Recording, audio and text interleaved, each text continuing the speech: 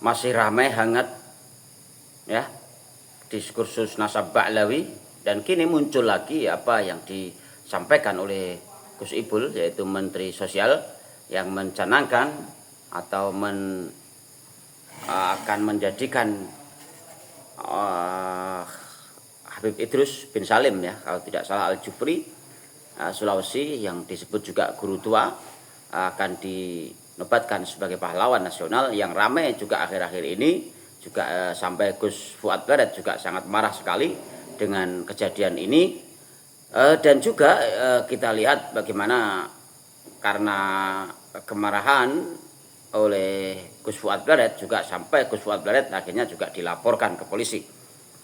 Ini terkait mengenai apakah Habib Idrus bin Salim Al-Jufri ini layak sebagai dinobatkan sebagai pahlawan nasional yang begitu ramai akhir-akhir ini. Mari kita simak penjelasan ini ahli sejarah.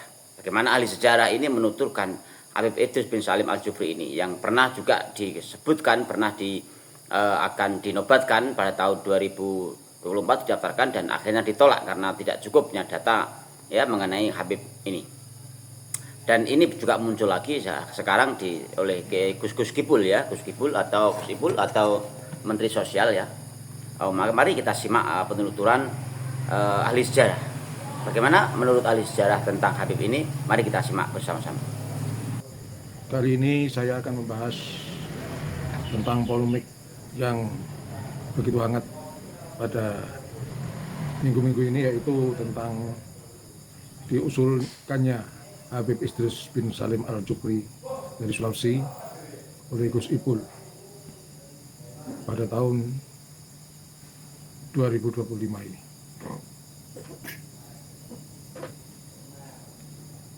Apakah benar layak untuk diusulkan sebagai calon pahlawan nasional?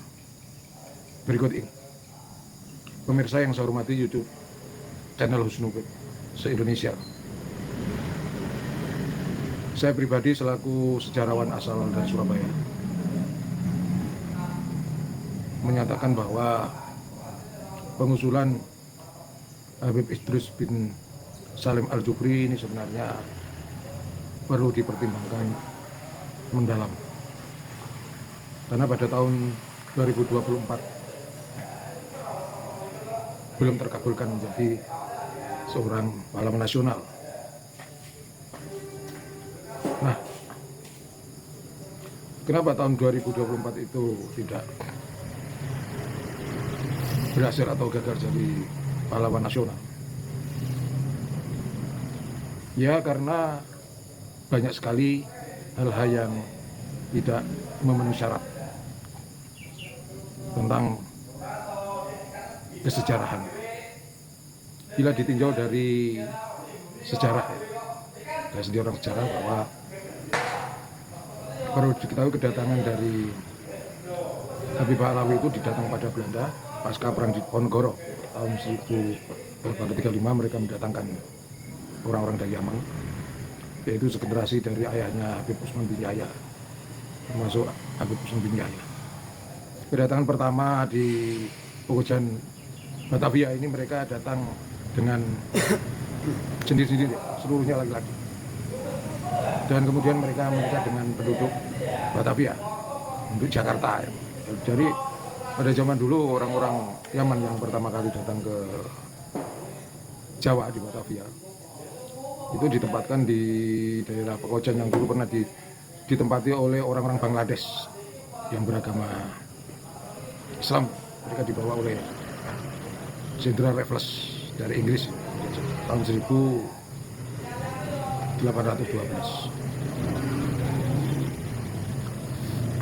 Nah, sekali lagi saya katakan, kedatangan pertama mereka dari Hadramaut ini semuanya laki-laki, dan kemudian mereka dipekerjakan oleh Belanda di perkebunan, karena waktu itu Belanda sedang gencar-gencarnya mengembangkan perkebunan setelah ROC bangkrut tahun 1717 dan pemilik VOC-nya terbunuh di daerah Afrika sana. Maka bisnis dan aset VOC itu diambil alih pemerintah Hindia Belanda. Awalnya orang-orang zaman ini menikah dengan penduduk pribumi. Dalam perkembangannya setelah bekerja pada Belanda dan dapat kemakmuran,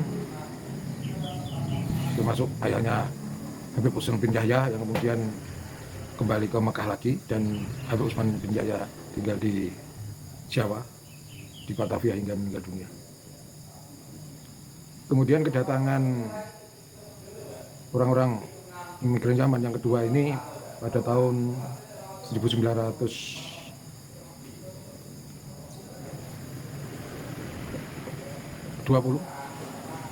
sampai 1930.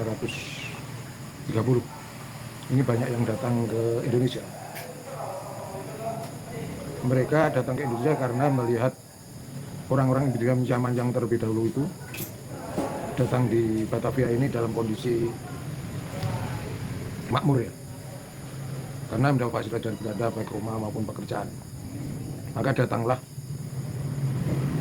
para imigran zaman dengan bantuan dari orang-orang imigran zaman yang sudah hidup makmur di Jawa, Batavia. Jadi yang kedua ini ada yang didatangkan Belanda dan ada yang datang dengan bantuan saudara yang sudah yang berlimpah di Batavia. Maka pada antara tahun 1920 sampai 30 ini banyak orang yang datang ke Indonesia. Tapi Indonesia dulu belum ada ya, di Jawa. Dan kemudian mereka menyebar di berbagai daerah Indonesia. Hal ini setelah meninggalnya tokoh Mutfi Habib Usman bin Yahya pada tahun 1913.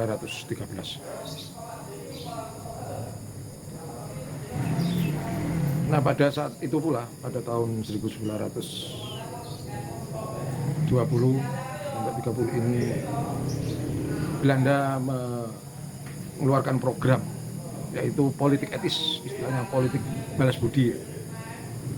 Nah, politik balas budi itu adalah politik yang memberikan kemakmuran bagi penduduk yang terjajah. Tapi sebenarnya tidak. Politik etis atau politik balas budi itu ada 3 isinya, yaitu membangun irigasi. Jadi kalau di daerah-daerah Indonesia itu ada irigasi, itu sebenarnya tinggalan hasil kebijakan dari politik etis. Tapi itu kan untuk mengakhiri perkebunan tebu, perkebunan tembakau, perkebunan karet, dan perkebunan yang lain. Jadi sebenarnya kembali untuk kepentingan Belanda lagi. Yang kedua adalah mengadakan transmigrasi. Nah, dari sinilah awal mulanya banyak orang-orang imigran zaman yang dikirim ke berbagai daerah. Setelah mereka menetap cukup lama di Pekojan, Batavia, mereka dikirim ke berbagai daerah, misalnya Pekalongan, Kudus, Sumeneb, Banyuwangi, Malang, kemudian Kalimantan, Sampit ya. Ya, orang-orang Madura banyak yang dikirim ke Sampit untuk bekerjakan perkebunan. Juga dikirim ke daerah perkebunan di Jawa itu. Solo, di Jember, ke Malang gitu. Orang Madura dikirim ke sana. Ini program transmigrasi ya, termasuk Habib-Habib Alawi juga dikirim ke sana, ke berbagai daerah itu. Makanya antara orang Madura dengan Habib Alawi itu bergandengan tangan. Salah satunya misalnya di Jember itu orang-orang Madura dikirim ke perkebunan, misalnya perkebunan Tanggul. Nah, di situ Habib juga dikirim, misalnya pada tahun 1930, yaitu Habib, ayahnya Habib Mukhtar itu, yang di Jember, Habib yang di Tanggul. Itu ya dibawa ke sana di dekat perkebunan. Makanya hubungannya kan bagus antara orang Madura yang pekerjakan di perkebunan dengan para Habib gitu. Demikian juga orang-orang Belanda mengirim orang-orang imigran Yaman juga ke daerah Sulawesi. Nah, pada tahun 1920 Habib Idrus bin Salim Al-Jufri datang ke Indonesia di usianya 40 tahun. Beliau berada dikirim ke Sulawesi Selatan. Nah, keberadaan Habib Alawi ini sebenarnya tidak langsung menuju ke tempatnya, tapi memang diatur oleh Belanda, pemerintahan Hindia Belanda. Nah, Habib Idrus bin Salim Al-Jufri ini di Sulawesi. Ini sesuai dengan program daripada Belanda, itu politik etis, balas budi. Yang ketiga itu adalah edukasi, perluasan pendidikan. Jadi pada masa itu selain adanya pembangunan irigasi, transmigrasi, dan kemudian yang adalah pendidikan. Jadi pada tahun antara 1901 sampai 1942 ini berjalan politik etis ya. Tapi puncak-puncaknya itu pada tahun 1930, yaitu puncak-puncaknya pembuatan jalan kereta api. Itu merupakan salah satu juga program politik etis, pembangunan irigasi, pengiriman orang-orang Madura dan migran Yaman ke berbagai daerah. Kalau untuk dari Habib Alawi ini lebih fokus pada sebuah pendidikan, maka disitulah Habib Idrus bin Salim Al-Jufri ini mendirikan pendidikan namanya Al-Khairat. Ya, ini sebenarnya sebuah upaya pendidikan dalam rangka untuk mendukung program politik etis yang dicanangkan oleh pemerintah Hindia Belanda dan mendapat dukungan dari pemerintah Hindia Belanda. Oleh karena itu dalam waktu singkat banyak sekali pendidikan Al-Khairat itu berkembang di Sulawesi. Kemudian dikaitkan dengan layakkah Habib Idrus bin Salim Al-Jufri untuk dicalonkan sebagai pahlawan nasional. Di antara kriteria dari syarat untuk menjadi pahlawan nasional adalah penduduk asli atau pribumi. Tapi fakta yang ada bahwa Habib Idrus bin Salim Al-Jufri itu bukan. Tapi fakta yang ada bahwa Habib Idrus bin Salim Al-Jufri itu bukanlah orang asli Indonesia, bukan berkebangsaan Indonesia. Dari mulai datangnya dia pada tahun 1920 dan meninggal pada tahun 60-an, itu tidak memiliki kewarganegaraan Indonesia. Dan di-Indonesiakan ketika sudah meninggal cukup lama, yaitu pada tahun 2024 ini, bahwa Habib Idrus Al-Jufri ini dianggap sebagai seorang yang memiliki kewarganegaraan Indonesia. Ini sebenarnya permainan politik yang tidak benar. Ya, kalau memang tidak memiliki kewarganegaraan Indonesia ya sudah, nggak usah dikasih sebagai kewarganegaraan Indonesia, karena beliaunya kan sudah meninggal. Kecuali kalau masih hidup itu wajar. Ya, ini akibat pemaksaan diri beliaunya untuk dicalonkan sebagai pahlawan nasional. Ini berarti sebenarnya ini gugur, tidak sesuai dengan kriteria ya. Satu ini. Kalau misalnya ada ini bandara di Palu, yaitu menamakan Mutiara ini Al-Jufri ya, Jis Al-Jufri, itu diambil dari nama Habib Idrus bin Salim Al-Jufri. Ini sebenarnya adalah pembalawian, permainan politik pada tahun 1914. Waktu itu wali kota atau bupatinya itu sebab orang dari keturunan Pak Alawi dan imigran Yaman. Ini merupakan hal yang tidak bisa dibenarkan, karena pada masa Bung Karno Bandara Udara Palu itu bernama Mutiara, kemudian diganti dengan Mutiara Jis Al-Jufri. Ini sebenarnya pembelokan sejarah, penghapusan sejarah yang ditancapkan oleh Bung Karno. Ini tidak bisa dibenarkan. Ini berarti bahwa sudah gugur ya, tidak layak untuk dicalonkan sebagai pahlawan nasional. Kemudian pada masa hidupnya, pada awal mendirikan Sekolah Al-Khairat, Habib Idrus bin Saleh Al-Jufri ini mendirikan pendidikan Al-Khairat. Ini sebenarnya ya mendukung program politik etis balak budi oleh Belanda. Di bala itu dia punya pendidikan, tapi yang awal-awalnya itu kan yang sekolah itu kan ya dari kelompok mereka, yaitu Habib Pahlawi, orang-orang imigran zaman. Sementara orang pribumi tidak ada. Pada waktu itu orang yang sekolah pribumi, kalau pribumi sendiri ya orang bangsawan, minimal anaknya lurah. Dan lurah itu sebenarnya pada waktu itu keturunan dari kerajaan. Jadi orang-orang kecil, rakyat kecil itu tidak bisa sekolah, baik sekolah ongkoloro. Dulu kan belum ada SMP, perguruan tinggi, ada yang sekolah ongkoloro. Jadi tidak semua orang bisa mengencam pendidikan, hanya kaum bangsawan dan anak-anak pejabat. Juga di Al-Khairat juga itu yang sekolah ya anak-anaknya Habib Pahlawi dan orang-orang imigran Yaman.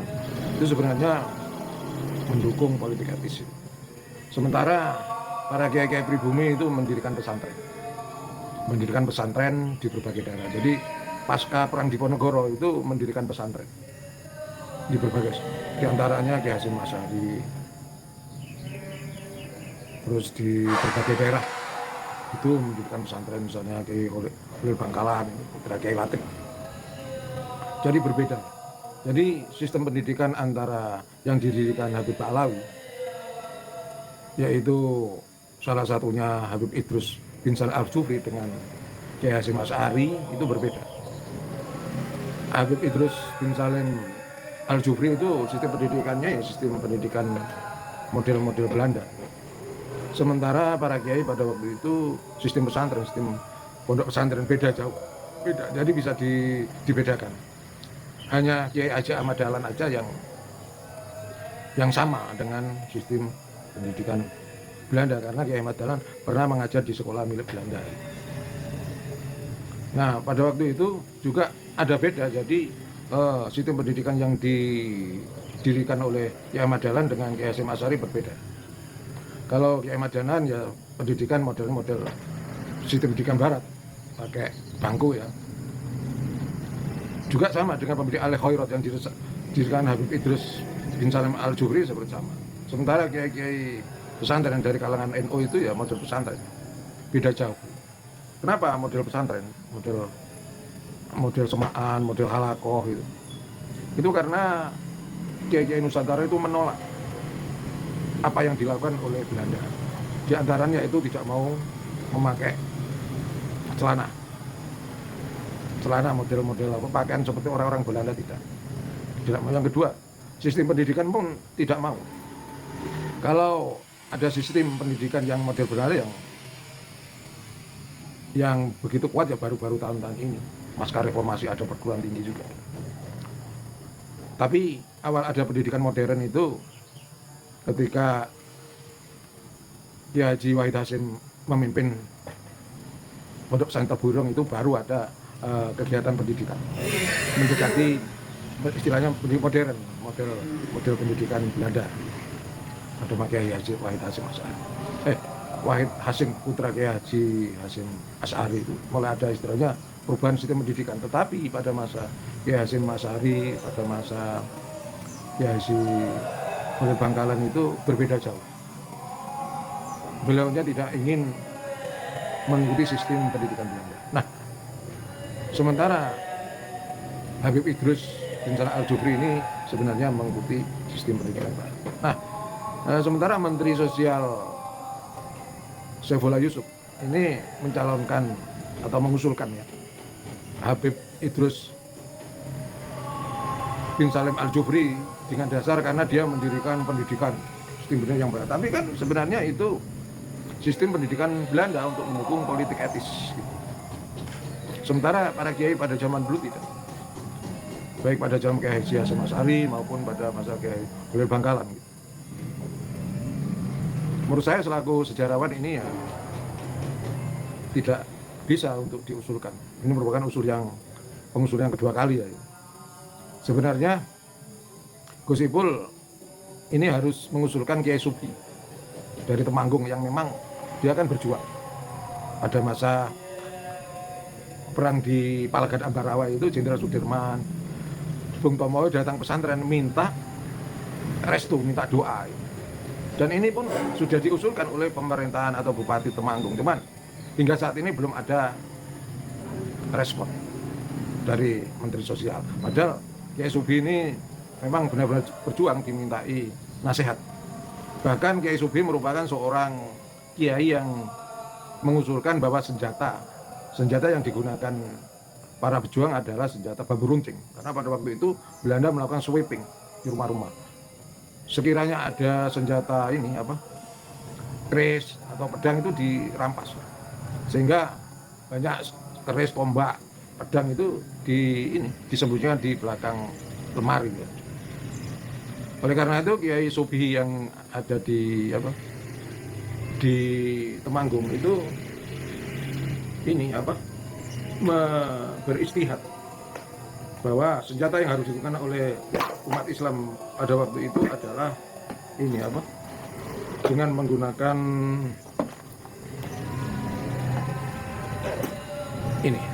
bambu runcing. Jadi kalau ada apel besar di Jogja dulu yang orang-orang pakai bambu runcing itu merupakan orang-orang Islam dan para kiai. Ini adalah foto dari Kiai Subhi. Ini. Dan saya telah menulis buku ini, Para Kiai Pejuang Kemerdekaan. Ini sudah saya tulis. Kiai Subhi memang layak untuk mendapat penghargaan, tapi hingga saat ini belum mendapatkan, padahal sudah diusulkan oleh pihak Bupati di Temanggung itu. Anehnya, celakanya juga Gus Ipul malah mengusulkan Habib Idrus bin Salim Al-Jufri sebagai pahlawan. Kenapa? Berdasar pada mendirikan sejumlah pendidikan. Ini sebenarnya tidak bisa dibenarkan. Kenapa tidak benar? Karena apa?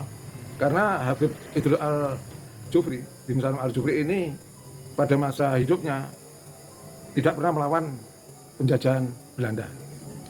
Pada tahun 1930 dia mulai mendirikan pendidikan, dia tidak pernah melawan Belanda. Sampai tahun 1942 Belanda runtuh. Kemudian jajah Jepang pun tidak ada perlawanan dari Habib Idrus bin Salim Al-Jufri. Juga pada masa agresi militer pertama, agresi militer kedua ini tidak ada fatwa dari Habib Idrus bin Salim Al-Jufri, yang ada fatwa dari Kiai Hasyim Asy'ari. Sementara Kiai Holil Bangkalan pun pernah melakukan aksi demo melawan Belanda pun pernah. Kiai Holil Bangkalan sebenarnya berhak mendapat gelar pahlawan. Ini sebenarnya Gus Ipul selaku Menteri Sosial ini harus tanggap, apalagi beliaunya sebagai Sekjen PBNU sampai sekarang ya. Jadi merangkap jabatan ya. Selain Menteri Sosial juga Menteri Sekjen ya. Ini sebenarnya harus tanggap seperti ini, sehingga tidak menjadikan cibiran atau tertawaan dari para sejarawan. Dan sebenarnya tim daripada penilaian itu bukan hanya budayawan, tapi sejarawan perlu jadi tim penilai.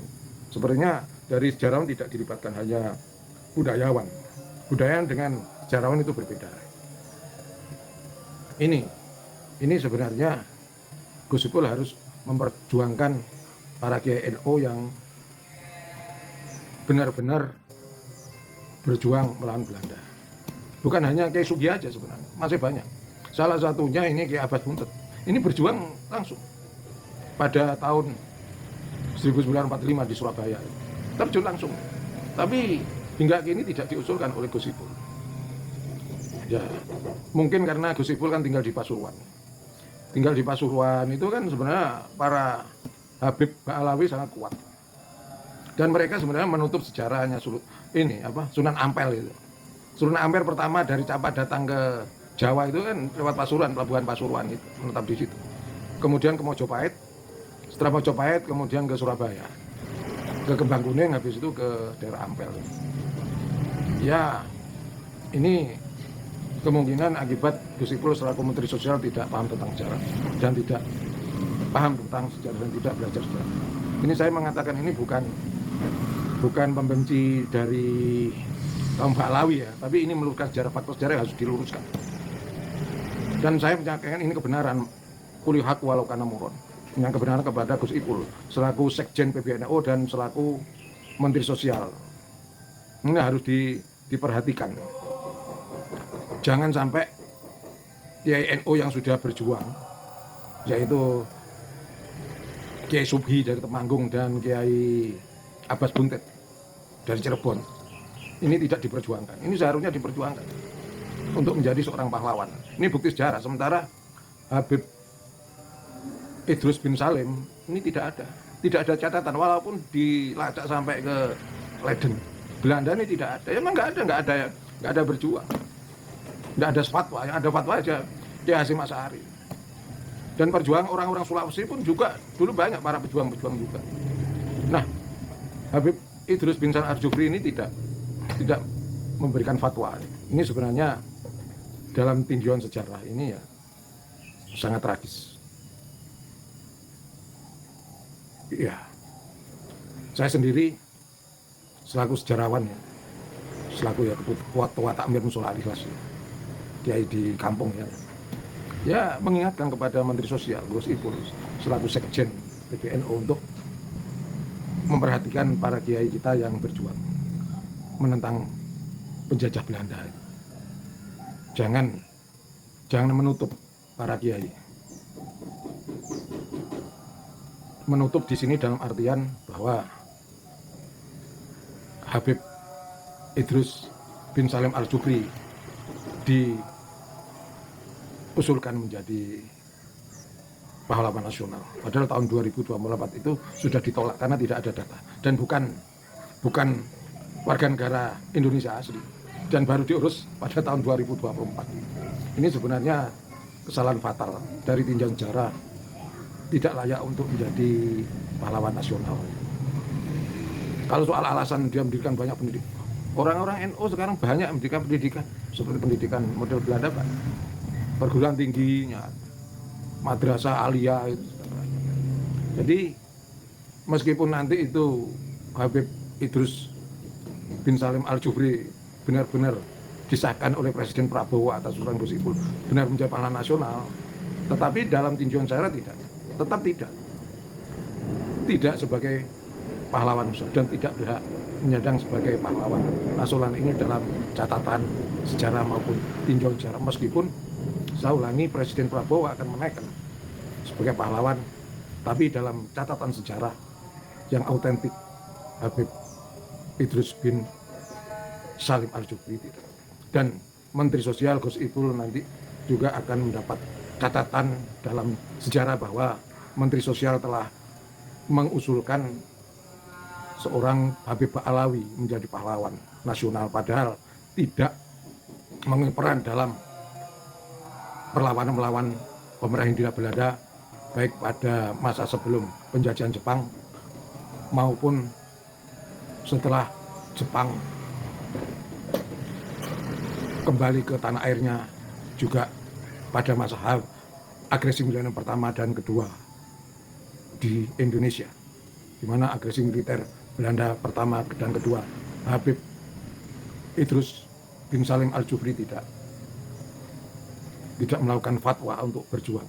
Hanya Kiai Hasyim Asy'ari aja yang mengeluarkan fatwa, dan beliau juga pernah ditahan di penjara Mojokerto. Juga ada tokoh Muhammadiyah juga ditahan di Kalisosok hingga meninggal dunia dan makamnya di dekat Masjid Ampel. Ini sebenarnya sebuah kesalahan fatal, kebijakan yang sangat fatal dari Menteri Sosial, yaitu Gus Ipul yang merupakan sekjen PBNU. Saya selaku sejarawan sebenarnya miris melihat kondisi ini, di mana orang yang tidak punya andil dalam perlawanan melawan penjajah Belanda, baik pada masa zaman Belanda, zaman penjajahan Jepang, dan adanya agresi militer pertama Belanda dan agresi militer Belanda kedua, tidak ikut berjuang, baik mengangkat senjata maupun melakukan kegiatan dalam bentuk fatwa. Pemirsa yang saya hormati, Gus Ipul saya hormati, inilah fakta sejarah. Saya selaku sejarawan, alumni Fakultas Keguruan Ilmu Pendidikan Sejarah Universitas Negeri Jember dan alumni Pasca Sarjana IAIN Sunan Ampel yang pelajari juga sejarah Islam, harus dan saya menyampaikan kebenaran, karena ini demi kebenaran sejarah anak bangsa, kebenaran sejarah nasional Indonesia. Jadi tidak boleh memberi gelar pahlawan kepada sembarang orang, apalagi tidak mempunyai peran sama sekali. Juga kepada tim penilai